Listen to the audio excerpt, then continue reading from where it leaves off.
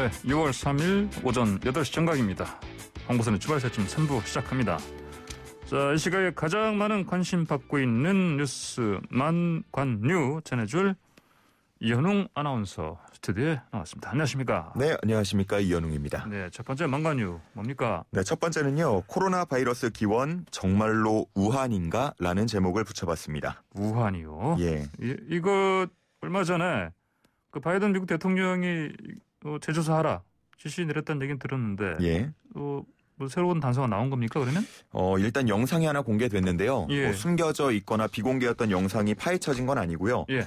과거에 중국 CCTV에서 방송됐던 영상입니다. 이미 나갔던 거구나. 예. 예. 우한 바이러스 연구소 과학자들이 이제 박쥐를 다루는 모습이 담겼는데요. 예. 아무런 보호 장비 없이 맨손으로 박쥐를 이렇게 다루다가 물리는 장면도 있고요. 예. 또 박쥐의 배설물을 채취하는 모습 뭐 이런 것들이 담겼습니다.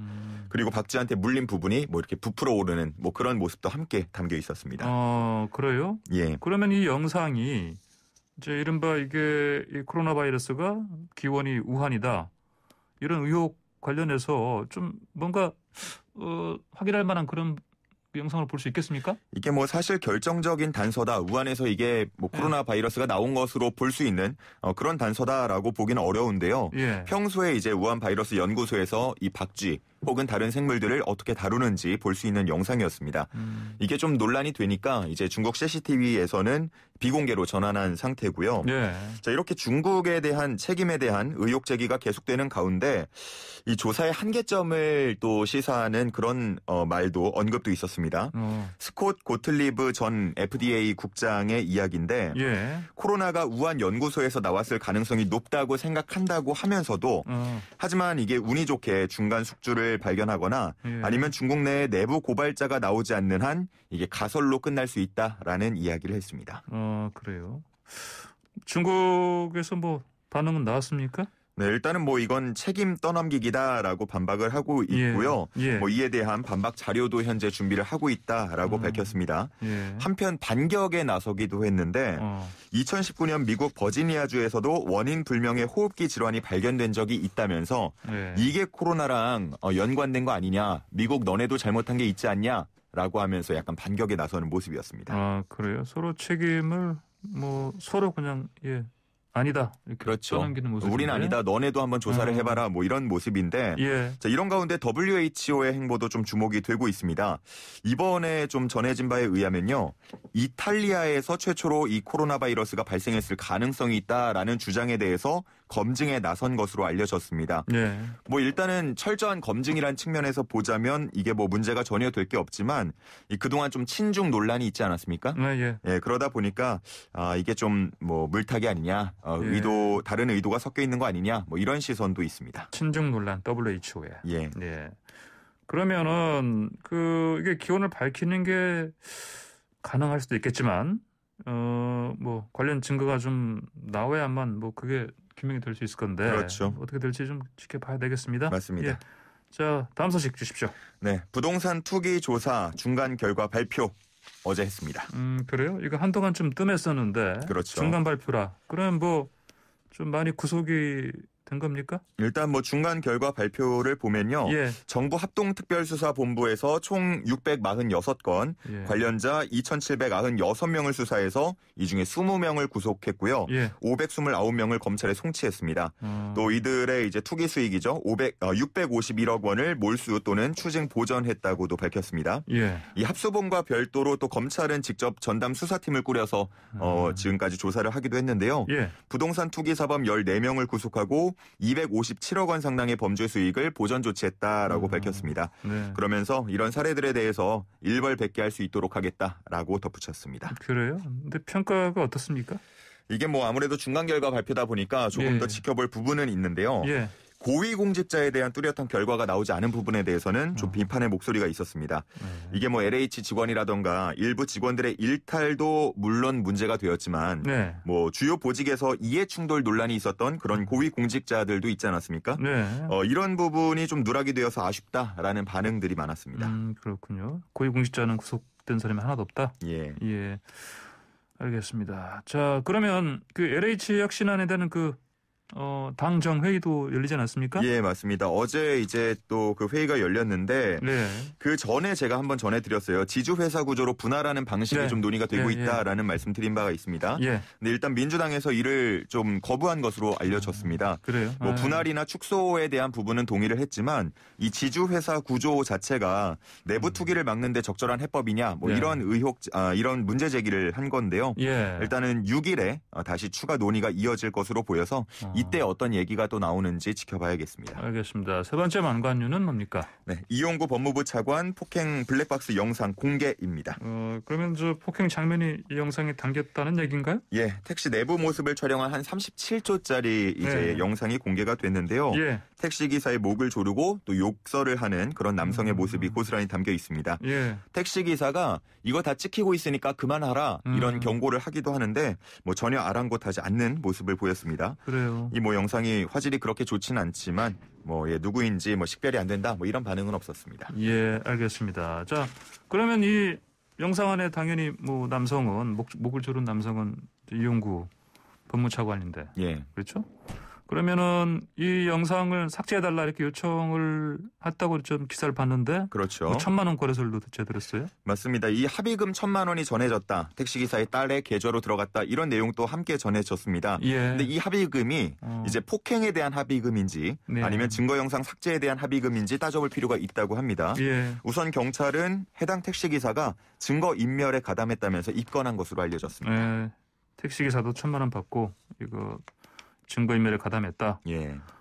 그리고 또 경찰들도 이 사항 뭐 보고를 제대로 뭐 사실은 했다 안 했다 관련 그렇죠. 얘기가 있었는데. 뭐 그런 것도 있었고 예. 영상을 보고도 못 본 걸로 하겠다라고 한다던가 예. 아니면 이게 이제 특가법상 운전자 폭행 혐의인데 예. 단순 폭행 혐의를 적용 한다던가 뭐 이런 봐주기식 모습이 좀 일부 보였었죠. 예. 관련자 3명에 대해서 송치 여부를 두고 검토 예. 중인 것으로 현재 알려졌습니다. 관련자는 경찰관 3명이요? 예. 예, 알겠습니다. 다음 마지막 만관 주십시오. 예, 우리들의 일그러진 135승 영웅이라는 제목을 붙여봤습니다. 이거요? 저도 본 것 같은데 이거 윤성환 선수 말하는 거 아니에요? 예, 맞습니다. 예. 이 대구 북부경찰서가 지난 1일에 윤성환 씨를 이제 예. 피의자 신분으로 조사한 후에 예. 2일 구속영장을 신청했는데요. 불법 도박 그리고 승부 조작 혐의였습니다. 예, 전직 프로야구 선수 윤성환 씨.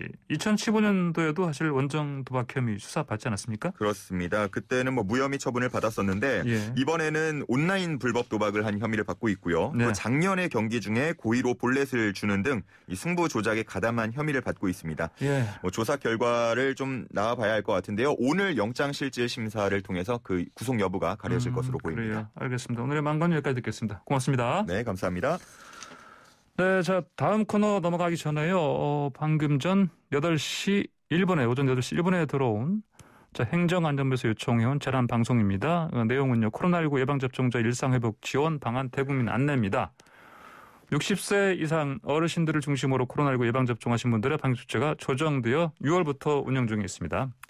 1차 이상 접종하신 분은 직계가족 모임 인원 기준에서 제외되고 조부모 2인이 접종을 받은 가족의 경우 총 10인까지 모임 가능하고 주요 공공시설의 입장료, 이용료 할인 및 면제받고요. 복지관, 경로당 등에서 1차 이상 접종하신 분이 참여하는 프로그램 운영 독려합니다. 미술, 컴퓨터, 요가 등 마스크 착용이 가능한 프로그램 권장합니다. 예방접종 완료하신 분으로만 구성된 소모임은 노래, 유교실, 관악기 강습 및 음식 섭취 등 가능하고요. 2차까지 접종 완료하신 분은 감염 취약시설의 코로나19 선제 검사, 면회 등 완화합니다. 우리 사회의 일상회복을 위해서 꼭 예방접종에 참여해 주시기 바랍니다. 이상 코로나19 예방접종 대응 추진단에서 알려드렸습니다. 네, 여론의 모든 것, 여론조사의 모든 것, 여론 분석의 모든 것 속속들이 우리 알 수 있는 시간입니다. 무릎을 탁 치게 만드는 예리한 분석을 전해주는 배추도사 인사이드 DK 배종찬 민구소장과 언제나처럼 함께합니다. 안녕하십니까? 안녕하십니까? 돌풍 오늘은 돌풍입니다. 돌풍 배추도사 배종찬입니다. 돌풍은 이거 이준석 전 최고한테 붙는 말인데. 네, 예. 이준석 돌풍이기도 하지만 예. MZ 세대의 돌풍이다. 이런 분석과 해석이 나오고 있습니다. 좀 더 넓혀서요 범위를. 네? 자, 그러면 이준석 돌풍. 자, 최근 여론조사 결과 좀 나온 게 있습니까? 여론조사를 오늘 소개를 해드리려고 그랬는데 예, 이게 없습니다. 이미 많이 또 우리 나간 거예요? YTN 뉴스를 통해서도 소개가 되기도 했고 예, 흥미로운 거 하나가 예, 과연 이 이준석 후보에 대한 당대표 후보에 대한 관심도가 어느 정도일까? 다른 인물들과 좀 비교를 해봤습니다. 아 그래요? 대선 후보들과요. 구글 트렌드인데 우리 청취자분들께서 애청자분들께서 직접 해보셔도 돼요. 구글 트렌드로 들어가서 검색어를 입력하시면 지난 일주일간의 관심도가 나옵니다. 자, 이준석, 문재인 대통령, 윤석열, 이재명, 나경원 이렇게 넣어봤습니다. 누가 가장 높았을까요? 아니 그 뻔한 답 아닙니까? 네. 이준석 전 최고위원이 가장 높습니다. 월등히 높더라고요. 다른 후보들보다. 문재인 대통령보다 높고 유력 대선 후보인 윤석열 전 총장, 이재명 지사 여권의 유력 후보죠. 그리고 경쟁하고 있는 나경원 오늘 또 방송도 했습니다. 방금 나경원 전 의원보다도 구글 트렌드 관심도가 더 높습니다. 물론 이제 구글 트렌드는 긍정과 부정을 가지지는 않습니다. 그래도 이 정도면은 돌풍이라고 해야 되지 않을까요? 네. 그럼 뭐 포털 사이트에 이제 검색어 넣어도요. 이 준까지만 넣어도 바로 이름이 바로 뜨니까요. 이를 넣었을 때는 아마 좀 더 검색어를 넣어야 될 것 같고요. 맞습니다. 저도 해봤는데 준까지는 가야 됩니다. 네. 자, 이 돌풍 신드롬 이거 이유 뭡니까? 글쎄요, 이 관련된 빅데이터도 분석을 해보고 여론조사 내용도 봤는데 이준석이 뭐 최적화된 인물이거나 완벽해서 그런 것 같지는 않아요. 그런데 이게 바로 MZ 세대가 그동안 쌓여왔던 이제 분노가 폭발한 겁니다. 변화, 또 청년, 또 교체하자 이런 대변인 현상으로 보입니다. 이 MZ 세대의 반란이죠. 아니 그동안 우리가 힘들다고 수없이 이야기했는데 왜 안 돼? 일자리는 왜 안 만들어져? 그런 어떤 분노, MZ 세대의 반란, 그다음에 신진 세력의 반반이죠. 당이 중진운운하면서 당의 주요 보직은 다 차지하고 정작 생색내기 정도로 청년 위원 정도만 임명을 했지 언제 한번 기회를 줘본 적이 있느냐. 이런 신진 세력의 반발 현상. 또 마지막으로는 청년 정책의 반영입니다. 그동안 뭐 청년 정책 2030 세대 위하겠다, MZ 세대 반영하겠다. 한 번이라도 제대로 한 적이 없다는 거죠. 그러다 보니까 말 그대로 MZ 세대의 반란, 신진 세력의 반발, 청년 정책의 반영이 이준석라는 인물로 투영된 것으로 보입니다. 아 그래요. 알겠습니다. 그러면 뭐 이준석 전 최고가 당 대표 될 가능성도 뭐 이래저래 보니까 주변에서 뭐 점쳐보기도 하고 그러던데. 가능성이 상당히 높아지고 있습니다. 첫 번째는 지금 밴드웨거닝 효과인데 관심을 가지니까 이제는 이준까지만 검색해도 이준석이 나오잖아요. 그러니까 이건 돌풍 추세가 더 덧붙여지는 스노우볼 현상이 나타나고 있고 또 하나는 중진 후보들 네 사람과의 거의 1대4 대결 구도거든요. 그러다 보니까 막 공격받는 것에 대한 언더독 이펙트. 중진 후보들의 표가 분산되는데 물론 토론 태도에 대해서는 말 잘하네. 이런 평가도 있는데 조금 까칠한데 이런 또 지적도 나옵니다. 그런데 토론에 대한 평가는 개인마다 다 다르기 때문에 그다음에 이제 차기 대선 기대감입니다. 이준석 효과가 나오니까 윤석열 전 총장이 꿈틀거린다. 이런 분석이 나오면서 이른바 차기 대선이 이렇게 되면 그래도 보수 정당이 유리하지 않겠느냐. 이준석 나비 효과, 버터플라이 이펙트에 대한 기대감도 높아지고 있습니다. 알겠습니다. 방금 전에 그 청취자분 3359님께서 이런 문자 주셨어요. 국민의힘 당대표 경선에 경륜이 뭐 필요합니까? 그동안 경륜이 적어서 못했습니까? 네. 그러니까 지금의 여론의 동향을 보면은 참신이냐 경륜이냐. 아니 경륜 그동안 뭐 경륜 없었던 사람이 있었느냐. 그러니까 지금 40대 대통령 피선거권도 해제하라. 왜 20대 대통령, 30대 대통령 나오면 안 되느냐. 마크롱 프랑스 대통령이 대통령이 되었던 2017년에 만 30대였거든요. 39세. 1977년생이니까요. 17년생이죠. 그러니까 왜 30대 안 되냐. 피선거권 해제하라. 또 국회의원도 왜 만 25세부터냐. 말이 되느냐. 이런 얘기가 나오는데 만 25세로 당선되었던 돌풍을 일으켰던 인물이 또 IS 고인이 된 김영삼 전 대통령이 만 25세에 국회의원이 됐거든요. 그러니까 이제 더 낮춰라. 만 18세부터 낮춰라. 이런 이야기 나옵니다. 그렇구나. 네, 알겠습니다. 네, 지금 배종찬 소장과 함께 여론 택배 함께하고 있는데요. 유튜브에서 YTN 라디오 검색하시면 보이는 라디오 함께 하실 수 있고요. 방송 중에 의견 주실 분들은 샵 0945번 50원 유료 문자로 보내주시기 바랍니다.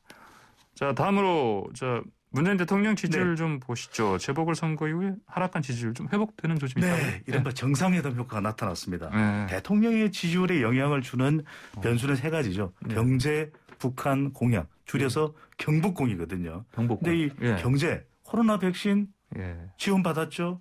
또 삼성 바이오로직스에서 모더나 위탁 생산도 되죠. 노바백스, SK 바이오사이언스에서 생산되죠. 이러다 보니까 이것에 대한 성과에 대한 평가. 그러니까 20대, 30대의 지지율도 회복되는 결과로 나타났고요. 그러니까 얀센 것도 100만 명. 그러니까요. 들어오고. 그리고 이제 북한 관련해서도 그래도 좀 우리가 기대했던 것 또는 그 이상으로 성과가 있었다는 평가를 받거든요.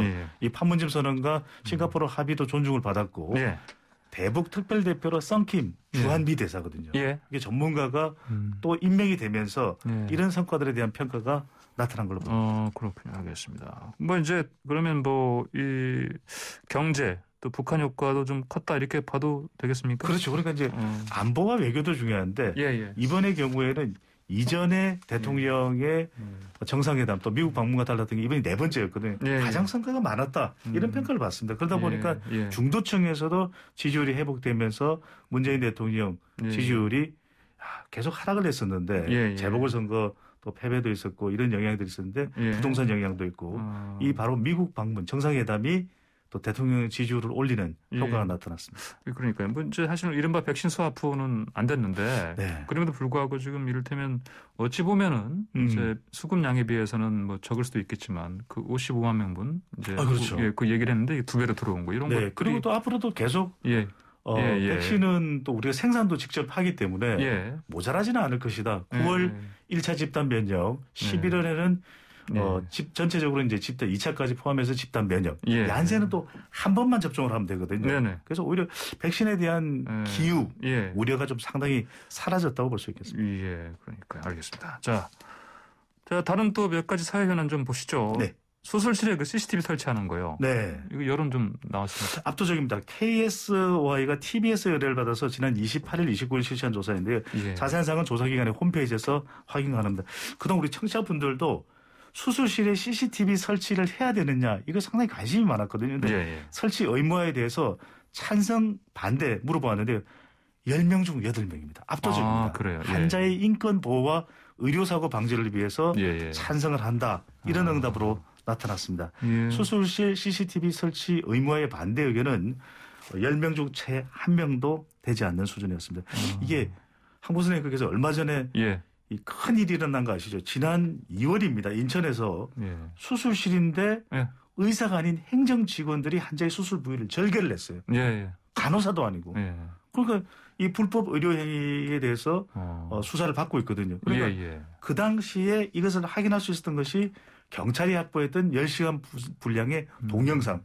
행정 직원이 수술대에 누운 환자의 허리 부위를 절개하자 의사인 원장이 5분가량밖에 수술을 하지 않았다는 거예요. 사실상 행정 직원이 수술을 했다. 수술에 많은 부분을 했다. 이렇게 되는 순간 이건 뭐지? 정말 황당한 일이거든요. 그러다 보니까 수술실 CCTV 의무화에 대한 찬성 의견이 매우 높게 나왔습니다. 압도적으로 많네요. 근데 이제 여론 바탕으로 해서 이거 수술실 CCTV 설치하는 거 이걸 만약에 추진을 하면 그래도 의료계 반발이 있지 않겠습니까? 그렇습니다. 그렇기 때문에 병원의 반대 이유도 분명히 있을 겁니다. 너무 이게 노출된다. 하지만 환자의 권익과 보호를 위해서 중요한 게 지난해에도 우리가 의료 갈등이 상당히 많았거든요. 그래서 이런 여론조사가 있다는 것을 기반으로 해서 정부와 또 방역당국뿐만 아니라 우리 이 정책 당국에서 많이 좀 설득을 하고 또 소통을 통해서 관찰해 나가고 또 이것을 좀 실시해 나가는 것, 실천해 나가는 것이 필요해 보입니다. 여론을 봐서는 이게 수술실 CCTV 설치는 꼭 해야 되는 거겠네요. 자, 그리고요, 이거, 다음 달부터 이제 백신 접종자들, 그 인센티브 중에 제일 큰 것 중에 하나가 아무래도 이거 아니겠습니까? 마스크 안 쓰는 거. 이거 여론은 어떻습니까? 이게 이제 백신 접종자에 대한 인센티브인데 7월부터는 이제 접종을 한 사람들에 한해서는 야외에서도 마스크를 착용하지 않아도 된다. 노 마스크거든요. 물어봤으면 찬성이 상당히 높을 것 같은데 이렇게 생각했는데 크게 차이가 나지 않았어요. 아, 그래요? 백신 접종자에 대해서 실외 노 마스크 어떻게 생각하는지 물어봤는데 적절하다가 50%, 근데 부적절하다도 45.5%로 거의 차이가 나지 않았어요. 그래요. 이거는 뭐 사실 우리 흔히 보통 이제 방역 정책에 대해서 네. 그 진영 간 그것 때문에 이제 좀 갈리는 부분이 있었는데 이거는 그렇게 볼 수도 없겠는데. 예, 그러니까 이런 거죠. 이제 두 가지가 있는데 접종자에 대해서 실외에서 마스크 착용하지 않아도 되는 인센티브가 이제 접종률도 높일 수 있는 효과적일 겁니다. 그런데 야외에서 마스크를 착용하지 않은 사람이 접종했는지 여부를 알 수가 없거든요. 일단 알 수가 없죠. 그렇죠. 그러다 보니까 접종 여부에 대한 좀 실시간 확인 제도가 필요하다. 휴대폰으로 우리가 이 식당을 방문했을 때 코드로 이렇게 등록을 하듯이 그런 식의 실시간 확인을 본인 접종 여부를 확인할 수 있어야 되겠고 또 하나는 야외 전부를 아마 노 마스크로 하는 경우에 상당히 또 감당하기 힘들 겁니다. 그러면 많은 인파들이 모일 경우 우리 접종했어요. 이렇게 하는 경우에 일일이 확인도 불가능하거든요. 그러다 보니까 야외 전부를 노 마스크로 할 것이 아니라 감염 위험이 적은 곳부터 좀 순차적으로 해야 되는 것 아니냐. 이런 지적이 나오면서 긍정적이지만 또 부정적인 여론도 상당히 높게 나온 것은 바로 이런 좀 보완 조치가 필요해 보입니다. 알겠습니다. 자, 그럼 이번에는요. 자, 차기 대권 관련해서 지금 윤석열 전 총장이 이제 뭐 거의 지금 국민의힘 입당 거의 확정되다시피 뭐 이런 얘기를 좀 나오고 있는데. 이게 뭐 친구를 만났죠. 권성동 의원 친구와 정진석 의원 친구. 그러니까 권성동 의원 그러면 이제 법, 사법, 이런 쪽에 전문가로 또 알려져 있어요. 뭐 법조계 출신이니까요. 검사 출신이다 보니까 최근에 이제 윤석열 전 총장의 그 장모 또 3년 검찰에서 구형을 내렸거든요. 그러다 보니까 이제 이게 상당히 확전될 가능성이 높습니다. 이른바 윤석열 전 총장이 국민의 입당을 저울질할 수밖에 없는 입질 효과가 나타나고 있다. 이런 가족 의혹과 관련된 부분에 대한 대응이 필요하고 또 한편으로는 국민의힘의 최근에 이제 변화가 있는 것이거든요. 이준석 돌풍 이런 것을 통해서 빨리 이 당에 들어올 경우에는 오히려 다른 대선 후보들보다도 선점할 수 있다. 그러니까 흔들리는 본인의 지지율. 최근에 중도층과 TK 지지율도 좀 이탈하는 현상이 있거든요. 그럴 때 이런 부분들을 좀 빨리 이제는 전환하기 위해서는 더군다나 이 윤석열 전 총장과 갈등의 대상이 되고 있는 이 조국 전 장관이 채까지 출간했거든요. 그러니까 지금이다. 이렇게 판단했을 수가 있고 국민의힘의 변화도 있고 또 하나는 입당 후에 학습론이다. 왜냐하면 준비가 안 됐는데 지금 빠르게 너무 조급하게 입당하는 것이 괜찮으냐 이런 지적도 있거든요. 그런데 그럼에도 불구하고 입당 후에 왜냐하면 시간을 더 준다고 해서 준비가 또 되는 것도 아니거든요. 그러니까 입당 후에 이 당 차원에서 대선에 대한 준비를 지원받거나 또는 가족과 관련된 이 수사에 대해서 당 차원에 아이고 왜 이렇게 대선 후보를 압박하고 그래요. 이렇게 이제 당 차원의 지원을 받을 수 있기 때문에 이른바 입질 효과입니다. 윤석열 전 총장 꿈틀거리고 있습니다. 알겠습니다. 오늘의 여러 분석 여기까지 듣겠습니다. 고맙습니다. 감사합니다. 지금까지 인사이트 K의 배정찬 연구소장이었습니다. 자, 이번 시간은요. 파전, 김치전, 감자전 아니고요. 경제전 시간입니다. 전의 전쟁, 경제전 시간인데요. 전 국민에게 재난지원금을 지급해야 한다는 논의, 급물살 타고 있는 상황입니다. 보니까. 그래서 언제 어떤 방식으로 지급될지 세부적인 조율도 좀 필요해 보이는데 자세한 얘기 한국경제TV의 송민아 기자와 함께 나눠보겠습니다. 송 기자 안녕하십니까? 네, 안녕하세요. 자, 이거 전 국민에게 재난지원금 지급해야 한다 얘기. 이거 지금 여당 쪽에서 나오는 거 아닙니까? 네, 맞습니다. 지난해 5월에 이제 처음으로 전국민 대상으로 이제 코로나19 관련해서 재난지원금이 이제 지급됐지 않습니까? 앵커께서도 그 당시에 받으셨을 것 같은데요. 그 4인 가족 기준으로 했을 때 이제 100만 원이 지급이 됐었습니다. 저도 이제 바우처 형태로 받아서 그걸 좀 유용하게 잘 썼던 그런 기억이 나는데 당시 정부는 이제 14조 3천억 원 가량의 추경 예산을 편성을 해서 이제 지급을 했었고요. 이게 어느 정도 금액인지 좀 가늠이 잘 안 될 수도 있는데 이게 올림픽과 같은 좀 국가적인 큰 행사를 치르게 되면은 이 정도 비용이 든다고 합니다. 그러니까 이제 작년에 우리나라 같은 경우에도 어떤 올림픽을 치른 거나 마찬가지인 셈이었죠. 당시에 재난지원금 지급 취지를 좀 살펴보면 이제 침체된 국민 사기를 좀 일으키고 그리고 얼어붙은 소비 심리를 좀 달궈보자라는 그런 의도를 담고 있었는데요. 송영길 더불어민주당 대표는 이제 어제 5차 재난지원금 추진을 공식화했습니다. 그러면서 현재 민주당 지도부와 여당 대권 후보자들을 중심으로 당내에서 전 국민에게 재난지원금을 지원 지급해야 한다라는 데 좀 폭넓은 공감대가 형성이 되고 있는 상황이고요. 김성환 원내수석 부대표 같은 경우에는 이제 8월에서 9월 사이에 전 국민에게 1차 백신이 좀 접종이 좀 거의 마무리된다는 전제하에 재난 위로금, 그러니까 재난지원금도 아니고 재난위로금의 지급이 이루어질 수 있다라고 밝히기도 했습니다. 이런 분위기를 좀 통해서 볼 때에는 올해 2차 추경 예산 논의에서 이와 같은 관련된 좀 당정 협의가 본격화할 것으로 그렇게 예상이 되고 있습니다. 예, 알겠습니다. 근데 아까 말씀하신 대로 1차 지급 때는 이제 다 나왔는데 근데 그 이후 이제 2, 3, 4차까지는 선별적으로 나왔잖아요. 재난지원금. 맞습니다. 근데 그러면 다시 또 전 국민 지급 방식 이게 대해서 아무래도 비판도 있지 않습니까? 네, 좀 말들이 좀 많이 있을 것 같습니다. 이게 뭐 대선용 퍼주기가 아니냐 뭐 이런 논란도 좀 나오고 있는 상황이고요. 또 코로나19가 장기화하면서 이런 재정 건전성이 그렇게 좀 좋지만은 않은 상황이기 때문에 이게 취약계층을 좀 선별해서 지원을 해야 되는 게 아니냐라는 그런 목소리도 좀 만만치 않게 나오는 그런 상황입니다. 그러면서 이제 지급 방식이나 규모를 놓고 이 어느 정도의 좀 진통이 좀 불가피한 상황으로 좀 보일 것 같고요. 일단 그 윤호중 그 민주당 원내대표 같은 경우에는 최근에 이제 원내대책회의에서 전국민 재난지원금을 포함하는 추경안의 그 편성과 처리가 시급하다라고 밝힌 바가 있고요. 윤 대표 같은 경우에는 이제 앞서서 이제 2차 추경과 관련해서는 이번 여름에는 좀 움츠러든 그런 실물 경기에 온기를 불어넣기 위해서 추경과 같은 이런 재정 대책을 강구할 예정이다라고 해서 이제 추경을 좀 기정사실화 하기도 했었습니다.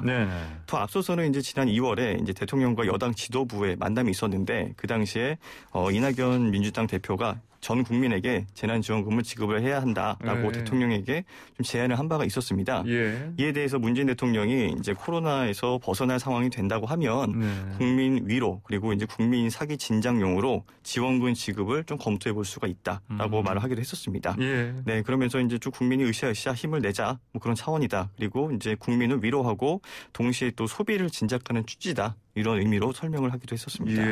근데 재원 마련하는 게 항상 얘기가 나오는데 어떻게 어떤 식으로 한다는 겁니까? 네, 그렇습니다. 이게 뭐 전 국민 지원을 좀 반대하는 입장에서도 이제 이 재원 마련 이 부분이 가장 좀 크게 우려되는 부분이다라고 볼 수가 있는데요. 전 국민 재난지원금 논의가 나온 그 가장 큰 이유는 이제 올해 세금이 좀 잘 거치고 있기 때문입니다. 1분기 이제 세금 말씀하시는 거죠? 그렇습니다. 뭐 잘 아시겠지만 올해 1분기 수출이 호조세를 보였고요. 또 부동산 시장, 특히 이제 이런 부동산 시장에서의 활발한 거래가 이루어지면서 부동산 관련 세금이 많이 거쳤거든요. 1분기에만 국세 수입이 1년 전보다 19조 원이 더 늘었습니다. 1년 전이면 1년 전 그때 작년에 1분기 말씀하시는 거죠? 네, 그렇습니다. 이런 추세라면 이제 하반기에는 조금 세수가 또 감소를 한다라는 점을 감안하더라도 연간 기준으로 한 17조 원 정도 더 늘어날 것으로 이렇게 예상이 되고 있거든요. 네, 그러면서 이제 1차 전 국민 지급 때 아까 말씀드렸던 것처럼 14조 3천억 원이 소요가 됐는데 이번 5차 지원 역시 만약에 전 국민에게 재난지원금을 지급한다 하더라도 금액적으로는 크게 문제가 없다라는 판단이 좀 선 것으로 풀이가 되고 있고요. 그리고 이제 아직까지는 이제 홍남기 경제부총리의 그런 좀 반응이 없다. 뭐 이런 부분들도 좀 눈여겨볼 부분입니다. 예전에 바로 반응했는데. 맞습니다. 그래서 이제 그동안 정치권에서는 이렇게 좀 재난지원금 전 국민에게 줘야 된다 이런 얘기가 거론될 때마다 굉장히 민감한 반응을 보였었는데 아직까지 좀 별다른 반응이 좀 나오지 않다. 뭐 이거 부분도 좀 눈여겨볼 부분이고 일각에서는 이를 두고서 이제 세수 증가가 있었기 때문에 재정 운영에 조금은 숨통이 튀었기 때문이 아닐까라는 해석도 내놓고 있는 상황입니다. 그 1차 때는 가구당 아니었습니까? 그렇죠. 그래서 이제 개인당으로 이제 기준을 한다면은 뭐 금액적으로는 한 25만 원 정도. 그러니까요. 그런데 이번에는 아예 그 지급 대상 자체를 그 사람한테 그 부분도 지금 논의가 되고 있는 논의가 될 것으로 보이고요. 아직 구체적으로 정해진 바는 없는 걸로 알고 있습니다. 그러면 이번에 이제 1인당 25만 원 지급안 이게 가장 유력하다. 네, 그렇죠. 이렇게 예상해 볼 수 있겠네요. 네, 그렇죠. 알겠습니다. 자, 근데 이게 지금 뭐 야당에서는 이제 주로 이 부분 관련해서 비판을 많이 하는데 그 손실보상금 이거 지금도 아직 뭐 지금 제대로 진행이 안 되고 있는데 갑자기 그 국민 전체 국민한테 재난지원금 지급하는 거냐 이런 또 비판을 하기도 하는데 그렇습니다. 그래서 이게 좀 말씀해 주신 대로 만약에 이번에 좀 전 국민에게 이런 재난지원금이 좀 지급이 될 경우에는 예산 추경 자체가 되게 슈퍼 추경이 될 가능성이 굉장히 큰 상황입니다. 국회에서도 논의하고 있는 좀 그런 영업 손실보상금의 좀 소급분 이것까지 또 확보를 해야 되는 상황이기 때문인데요. 이 손실보상법 같은 경우에는 지난 1월에 이제 국회에 발의가 된 상태인데 코로나19로 인해서 이제 피해를 입은 소상공인들에게 지원을 해야 한다라는 그런 취지였거든요. 발의된 이후에 이제 5개월 동안 지금 뭐 거의 진척이 없는 그런 상황입니다. 그러다 보니까 이제 이번 달에 손실보상법을 통과시킨 뒤에 이르면은 이제 7월쯤에는 전 국민 재난지원금을 지급을 하면서 동시에 이제 소상공인 손실보상도 함께 지원하자라는 계획이 이제 여당을 중심으로 좀 거론이 되고 있는 그런 상황인데요. 그래요. 이렇게 되면은 이제 전체 추경 규모가 이제 30조 원을 훌쩍 넘을 수가 있는 상황입니다. 그렇죠. 과거에 뭐 3차 추경 당시에 35조 원을 넘으면서 이제 사상 최대 추경 기록을 갈아치웠었는데 그 기록에도 좀 근접할 것이다라는 예측들도 나오는 상황이고요. 하지만 이제 문제는 결국에는 이제 재원 확보입니다. 그래서 이제 올해 세수가 17조 원 정도가 뭐 늘어날 것이다라고 말씀을 드렸지만 이게 뭐 4차 재난지원금을 지급하기 위해서 정부가 이미 1차 추경으로 14조 9천억 원을 편성을 했어요. 그런데 이 가운데서 절반이 넘는 9조 9천억 원이 국채였습니다. 뭐 나라빚이 뭐 거의 뭐 10조 원 가까이 된다는 얘기인데 그러다 보니까 이제 만약에 30조 원이 넘는 슈퍼 추경이 이제 현실화할 경우에는 예산이 모자라는 것은 좀 불보듯 뻔한 일이다. 라는 우려가 나오고 있고요. 이로 인해서 재정 건전성이 좀 악화될 수 있다. 그런 우려들이 계속 나오고 있는 그런 상황입니다. 그래요. 알겠습니다. 지금 만약에 이게 지급이 된다면 이게 전 국민 재난지원금이 이게 추석 전에 나올 가능성이 높다. 이렇게 얘기가 나오고 있는데 그러면 이제 뭐 일반 국민들 입장에서 사실은 뭐 이거 뭐 환영할 부분도 있긴 할 텐데 그렇지만 또 이거 아까 말씀하신 것처럼 이 기본적으로 세금을 또 많이 걷어야 되는 그런 면도 있으니까 여러 면을 좀 살펴봐야 될 것 같습니다. 알겠습니다. 오늘 얘기 여기까지 듣겠습니다. 고맙습니다. 네, 고맙습니다. 네, 지금까지 한국경제TV의 송민아 기자였습니다. 황보선의 출발사쯤 3분 맞추고 잠시 4부에서는요. 얀센 백신의 모든 것을 총정리해보겠습니다. 황보선의 출발사 아침 4부 시작합니다. 30세 이상 군 관련자를 대상으로 실시한 얀센 백신 사전 예약 하루도 걸리지 않았죠. 마감됐습니다. 한미 정상회담 후속 조치로 미국 정부로부터 공유받는 건데 100만 명 분량이죠. 이 백신 어떤 특징이 있고 왜 이 군 관련자들에게만 접종시키는 건지 뉴스톱 선정수 기자와 함께 자세히 알아보도록 하겠습니다. 성 기자님 안녕하십니까? 안녕하세요. 하루라고 했는데 사실은 18시간 만이죠? 이게 사전 예약 마감된 게? 중간에 또 1시간 뜬 시간이 있어서 사실 17시간 만입니다. 그러니까요. 이 시간에 그 예약한 분들 참 흔히 말하는 광클릭 그렇습니다. 해가지고 했을 텐데 이게 지금 먼저 이제 얀센 백신 어떻게 들어오게 되는지 좀 정리 좀 해주세요. 먼저. 지난달에 한미 정상회담이 열렸지 않습니까? 바이든 미국 대통령이 한국군 55만 명이 접종할 수 있는 백신을 지원하겠다 이렇게 약속을 했습니다. 그 물량이 오는 5일 들어올 예정이고요. 당초 약속했던 55만 명 분량보다 굉장히 많아졌죠. 101만 2,800명분이 도착할 예정입니다. 거의 2배죠. 그래서 이 물량을 사전 예약을 통해서 90만 명한테 이제 신청을 받았고요. 그리고 이게 이제 왜 90만 명이냐, 101만 명분이 들어왔는데, 채우고. 그러면 이게 그 예약한 물량보다 항상 여유 있게 보내줘야 되기 때문에, 왜냐하면 이제 그 1인당 개별 포장이 돼 있는 게 아니라 약병에서 10인분 이상을 추출하게 돼 있잖아요. 그래서 뭐 8명 예약되고 7명 예약되고 뭐 이런 상황을 대비해서 약간 여유분을 뒀다. 이게 이제 정부의 설명입니다. 그렇군요. 그리고 일부는 그 공무 출장 등 국외로 나가야 될 분들, 긴급하게 나가야 될 분 이런 분들을 대비해서 좀 비축해 놓는다 이런 얘기도 하더라고요. 알겠습니다. 자, 근데 그 뭐 한미 정상회담에서 그 이제 한국군 이제 사실 미군과 접촉하는 한국군이라고 얘기했어요. 그렇습니다. 55만 명. 근데 보니까 현역들은 지금 접종 대상에 포함이 안 됐지 않습니까? 네. 왜 그렇습니까? 이게 그 우리나라랑 미국이 백신 접종 대상을 달리 설정하고 있기 때문입니다. 왜냐하면 미국에서는 얀센 백신은 18세 이상이면 접종할 수 있도록 돼 있는데 우리나라에서는 그 아스트라제네카 백신하고 마찬가지로 30세 이하에 대해서는 얀센 백신을 접종하지 않는 방침을 세워놨기 때문이죠. 그래서 현역 군인들이 거의 대부분 30세보다 나이가 어리지 않습니까? 그렇죠. 그래서 이 얀센 백신을 줄 수가 없는 상황이 된 겁니다. 그래서 근데 이제 그 정상회담의 취지는 미국이 우리한테 얀센 백신을 준 취지는 한국군에게 접종시켜달라 이제 이런 거였으니까 그렇죠. 현역 군인은 안 되지만 뭐 민방위. 예비군, 군 관련자, 뭐 국방 외교 종사자 이런 분들한테 접종을 하기로 한 거죠. 근데 그 이제 이 혈전이지 않습니까? 얀센 백신 이거 제가 언뜻 듣기로는 이게 여성 쪽에서 나타난다 얘기 들었었는데. 얀센 백신은 그 50세 미만의 여성들에 대해서는 미국에서는 그 주의하라는 라벨을 그 약병에 붙이도록 돼 있습니다. 그래요.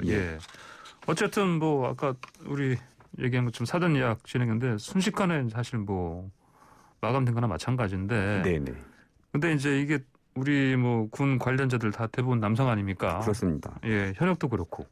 그래서 이제 여성들이 또 이게 뭐냐 이거 불공평하다, 성차별이다. 이런 식으로 또 이의를 제기하는 분들이 또 있다면서요. 일부 여성들로 파악이 되는데요. 근데 이게 그 사실 여성들은 접종 대상에서 제외한다 이런 게 아니라 우리나라에도 여성 예비군하고 여성 민방위 대원들이 있습니다. 이분들은 신청하시면 뭐 그 선착순으로 신청하셨으면 그 접종을 할 수 있는 자격이 되는 거고요. 그러니까 이 백신 접종, 그러니까 미국에서 우리나라한테 백신을 준 취지가 한국군한테 접종을 할 수 있도록 하겠다 이런 거였으니까 좀 남녀 문제가 개입되는 건 좀 약간 부적절한 것 같습니다. 그렇죠. 그러면 자 이게 또 이렇게 또 어떻게 보면 뭐 백신 가지고 인기 있다 하긴 좀 그렇습니다만 어쨌건 뭐 이렇게 17시간, 18시간 만에 다 그냥 예약 끝난 거 보면 정말 인기가 참 많았다고 볼 수 있겠는데 그 이유가 딱 한 번 맞으면 된다. 그것도 있고요. 그리고 지금 이 접종 대상자들이 젊은 사람들이잖아요.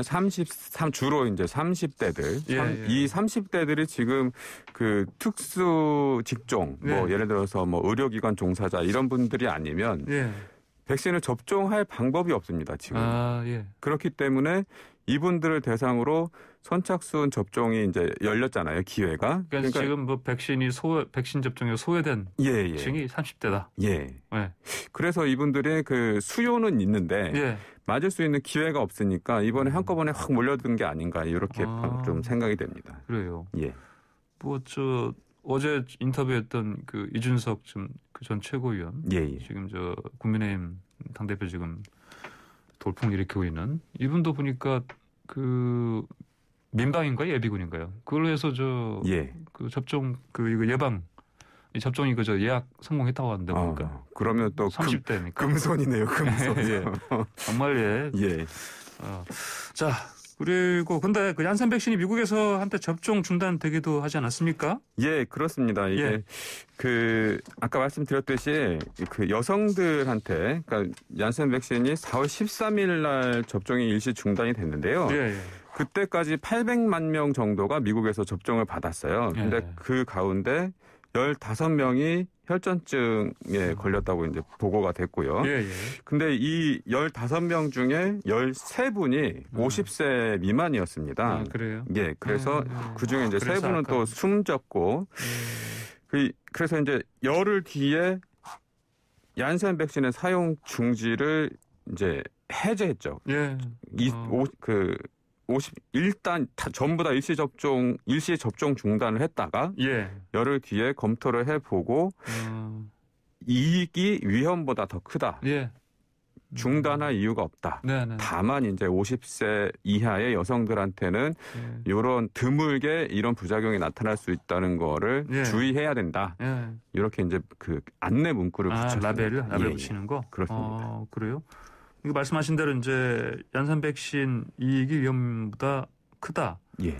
그거의 그 근거 중에 하나로 이제 이익이라는 게 보통 우리가 이제 이 코로나 백신 많은 이유 중에 하나가 100% 사실 예방 효과보다는 이제 중증으로 가는 거 많이 걸리더라도 그렇습니다. 그다음에 특히 사망은 거의 100% 이걸 차단하는 사망은 100% 차단하는 걸로 나왔고요. 중증으로 넘어가는 비율도 80% 이상 막아준다. 이렇게 그 결과가 보고돼 있습니다. 예, 그렇군요. 알겠습니다. 백신 근데 이제 뭐 제가 이 말씀드린 게 뭐냐면 이 얀센이 그 이전에 보면 예방 효과가 70%가 안 된다 그랬지 않습니까? 예, 저희 임상 시험 결과로는 60%의 때의 예방 효과를 나타내고 있는데요. 또 이것에 대해서도 또 여러 가지 해석이 나오고 있는 게 미국 내에서 처음 이제 임상 시험 결과를 발표하고 허가를 받은 뭐 모더나, 파이자 이런 것들보다 이 얀센 백신이 나중에 임상 시험을 했습니다. 그래요. 시기적으로 차이가 있었고 그리고 얀센 백신이 임상 시험에 들어갔을 때 미국의 유행이 확산되는 확 퍼진 뭐 이런 상황이었거든요. 그 전문가분들 말씀으로는 유행 상황이 커지면 커질수록 이 임상 대상의 백신의 접종 효과, 예방 효과는 낮아진다. 그래서 동일한 시기에 진행되지 않은, 동일한 시기에 동일한 조건으로 진행되지 않은 그 서로 다른 임상을 그 숫자만 비교하는 거는 약간 무리가 있다. 이렇게 말씀하시더라고요. 그래요. 그리고 제가 기억하기로 그 보통 이제 많은 사람들이 이제 맞고 싶어 하는 게 요즘 파이자 아닙니까? 그렇습니다. 근데 이제 파이자나 모더나는 그때 임상 실험을 또 미국 국내에서 했던 걸로 기억하고 맞습니다. 또 얀센은 또 아까 말씀하신 시기적으로도 그렇지만 또 다른 남아공에서도 했었고 그래서 그 상황이 심각한 데서 많이 했습니다. 그랬군요. 알겠습니다. 자, 그러면 이 얀센 백신 접종 언제 하는 겁니까, 이거? 지금 사전 예약된 분들은 6월 10일부터 접종을 시작하고요. 6월 11일요? 그 국민의힘 전당대회 때부터네요? 그리고 그 정부가 이 얀센 회사랑 6월 안에, 그러니까 2분기 안에라고 했는데 이제 사실상 이제 6월 말까지밖에 안 남았잖아요. 2분기가. 265만 명 분량을 6월 말까지 도입하기로 지금 협상을 하고 있다고 합니다. 그래요? 그래서 이 협상이 잘 풀리면 그럼 이제 뭐 빠르면 7월부터도 그 일반인들 대상으로 접종을 할 수가 있게 되는 거죠. 그래요? 성 기자님도 그러면 저는 그 자녀 백신을 맞았습니다. 그래요? 알겠습니다. 백신 접종 속도 더 많이 빨라지고 또 마스크 국민들을 빨리 벗고 일상생활 회복하는 날 빨리 왔으면 좋겠습니다. 오늘 얘기 잘 들었습니다. 지금까지 뉴스톱의 선정수 기자였습니다. 고맙습니다. 감사합니다. 자, 매일 아침 스포츠의 매력을 짧고 굵게 전해주는 코너죠. 스포츠가 얼마나 좋은지 YTN 스포츠부 조은지 기자 오늘은 전화로 연결합니다. 안녕하십니까? 안녕하세요. 도쿄올림픽 이제 딱 50일 남았습니다. 코로나19 때문에 불안한 시선도 많고 국내에서는 또 독도 표기 문제로 보이콧 얘기까지 나오면서 좀 뒤숭숭한 분위기인데요. 관련한 취재 현장 나와 있어서 오늘은 불가피하게 전화로 인사를 드리게 됐습니다. 일단 충격적인 소식 먼저 전화 드릴게요. 전 프로야구 선수 윤성환 씨가 불법 도박 혐의로 검거돼서 구속 기로에 서 있습니다. 오늘 영장 실질 심사 있고요. 구속 여부가 결정될 건데요. 작년 9월에 현금 5억 원을 받아서 불법 도박한 혐의를 받고 있고요. 경찰은 승부 조작 혐의까지 살피는 걸로 알려져 있습니다. 사실 윤성환 선수가 제구력이 좋은 선수인데 무더기로 볼넷을 준 그런 부진했던 경기들 살피고 있는 거고요. 이 과정에서 금전 거래도 보고 있다고 하거든요. 윤성환 씨는 5억 원 빚진 건 맞다. 그러니까 사기 혐의는 일부 맞다라고 인정을 했지만 나머지는 모두 강력하게 부인하고 있는 상태입니다. 윤성환 선수는 2004년 삼성에 입단해서 삼성에서만 15시즌을 뛴 원클럽 맨이고요. 삼성 프랜차이즈 최다인 135승을 거뒀고 이때 삼성도 왕조로 불릴 정도로 전성기를 달렸습니다. 하지만 윤성환 선수는 전 선수라고 해야 될까요? 2015년 해외 원정 도박 사건이 불거졌고 당시 무혐의 결론이 나왔지만 이미지 추락이 또 한 차례 있었습니다. 지난해에도 사기와 도박 관련해서 경찰에 수사, 내사 소식이 기사화됐고요. 논란이 일자 삼성은 지난해 11월 방출해서 지금은 무적 신분입니다. 야구계 또 스포츠계가 이제 도박, 승부 조작 이런 혐의까지 다 얽혀 있기 때문에 오늘 구속 여부에 촉각을 곤두세우고 있습니다. 그래요. 자, 자, 프로농구팀 인천 전자랜드 역사의 마침표를 지금 찍었죠? 네. 18년 동안 프로농구 무대를 지켜온 인천 전자랜드의 이름을 이제 쓸 일이 없습니다. 역사 속으로 사라집니다. 전자랜드 농구단을 한국가스공사가 인수하기로 했습니다. 작년에 전자랜드가 이제 올 시즌까지만 하고 농구단 접겠다 이렇게 선언을 하면서 2020-2021 시즌 전자랜드는 시한부 팀으로 활동을 했죠. 그때 내 인생의 모든 것 All of my life 이걸 슬로건으로 투혼을 선보였고 셀러리캡 25억 원에 60% 정도인 15억만 허리띠 졸라매면서 이제 몸값 주면서 4강 플레이오프까지 진출해서 마지막 불태웠고요. 젖잘싸, 감동랜드 이렇게 불렸던 그 근성을 이제는 한국가스공사 이름으로 이어갈 수 있게 됐습니다. 그래요. 연고지는 대구가 유력하거든요. 사실 대구에도 농구팀이 과거에 있었는데 2011년 대구 오리온스가 인기를 끌다가 야반도주하듯 고양시로 연고지를 옮기면서 농구팬들 아쉬움 매우 진한 그런 지역입니다.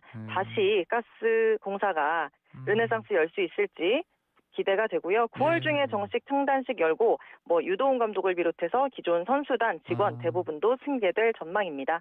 대부분 승계되는 것이군요. 네, 알겠습니다. 오늘의 스포츠 소식 여기까지 듣겠습니다. 감사합니다. 감사합니다. 네, 지금까지 YTN 스포츠부 조은지 기자였습니다.